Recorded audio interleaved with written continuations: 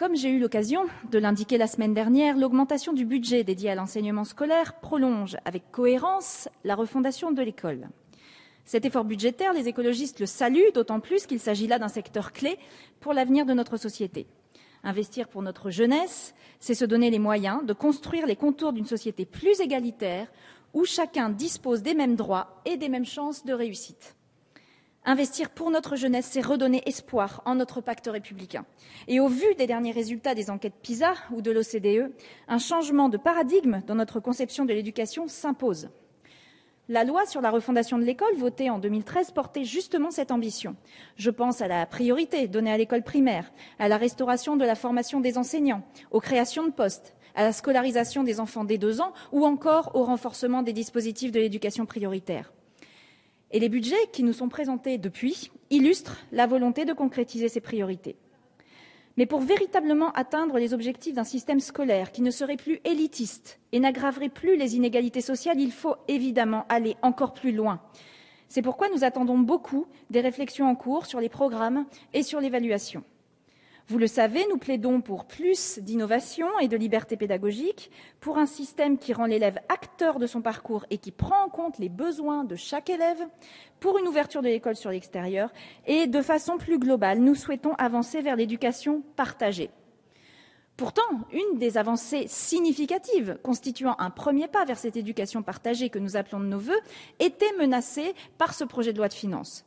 Je parle, vous le savez, de la décision de ne reconduire que partiellement le fonds d'amorçage, essentiel pour le déploiement de la réforme des rythmes. Alors même que nous traversons une période de crise économique et que les dotations aux collectivités s'apprêtent à baisser, supprimer ces aides était plus qu'un mauvais signal envoyé aux communes. Cela risquait aussi de mettre en échec cette réforme au détriment des élèves eux-mêmes. Vous le savez, les écologistes souhaitent une pérennisation entière de ce fonds. Il en va de l'équité territoriale. Et les récentes annonces gouvernementales vont dans le bon sens, tout comme la volonté de conditionner cette aide à la réalisation d'un projet éducatif de territoire. C'est un point sur lequel j'avais particulièrement insisté en commission le 21 octobre et j'avais déjà déposé un amendement en ce sens. Je suis heureuse d'avoir été entendue sur ce sujet essentiel, car c'est lorsque l'ensemble des parties prenantes se mettent autour de la table pour définir ensemble les activités pour les élèves que les résultats sont les plus probants en termes d'intérêt pédagogique. On commence à avoir des retours de terrain là-dessus et il faut le souligner. Les PEDT, donc les projets éducatifs de territoire, sont des outils simples à mettre en œuvre, y compris pour les petites communes.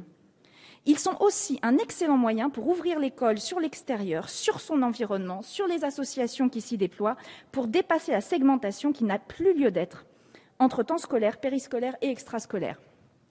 Conditionner l'aide à la réalisation d'un PEDT permettra ainsi de mieux garantir l'intérêt pédagogique des activités proposées, d'avancer vers l'éducation partagée, tout en mettant fin aux dérives de certaines communes, et j'en connais malheureusement une grosse dans ma circonscription, heureusement minoritaire, qui empoche l'argent public sans rien proposer aux enfants en dehors d'une simple garderie.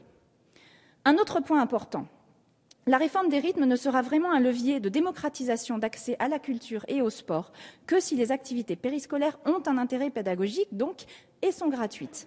Car seule la gratuité garantit l'accessibilité de ces activités à toutes et à tous, quels que soient les moyens de leurs parents. Toujours concernant les rythmes, un autre aspect doit être pris en compte. Seuls 35% des élèves en situation de handicap auraient accès aux activités périscolaires. L'inclusion doit se faire à tous les niveaux, scolaires, périscolaires et extrascolaires. Un effort budgétaire plus important encore nécessiterait d'être dévolu à cet impératif d'inclusion. Enfin, l'année dernière, j'avais indiqué nos attentes en ce qui concerne le comité de suivi de la loi sur la refondation de l'école. Analyser la mise en place des dispositifs doit permettre, si besoin, de les adapter et doit également déterminer les financements qui concrétisent les politiques publiques. Je pense notamment à l'ouverture des SP à l'ensemble des acteurs œuvrant dans le champ de l'éducation, mais aussi à la question de la place du concours et à celle d'un pré-recrutement allant au-delà des emplois d'avenir professeurs.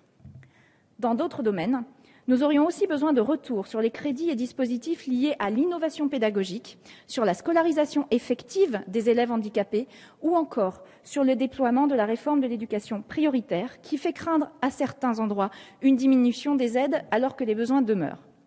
Si nous voterons évidemment le budget enseignement scolaire qui, comme je l'ai dit, va dans le bon sens. Je ne doute pas que vous saurez être attentive à ces différents enjeux. Je vous remercie.